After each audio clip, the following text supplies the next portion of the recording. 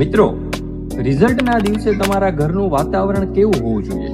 ચાલો હું તમને એના માટે 3 ટિપ્સ આપું. માર્ક્સ ગમે તેવા હોય, વધારે હોય કે ઓછા, સાંજે રાત્રે સમગ્ર પરિવાર મળી અને બહાર ફરવા જાઓ અથવા તો જમવા જાઓ. બાળકને કદાપી એવું ન લાગવું જોઈએ કે એમના માર્ક્સ ઓછા આવ્યા છે અથવા તો આ માર્ક્સ જે છે એમણે એમનું જીવન બરબાદ કરી નાખ્યું છે. ટિપ્સ નંબર 2, સંબંધીઓના ફોન આવે ત્યારે સંબંધીઓની સામે બાળકની બુરાઈ ન કરો, પરંતુ તેના મહેનત વિશેની ચર્ચા કરો, તેની મહેનતની પ્રશંસા કરો.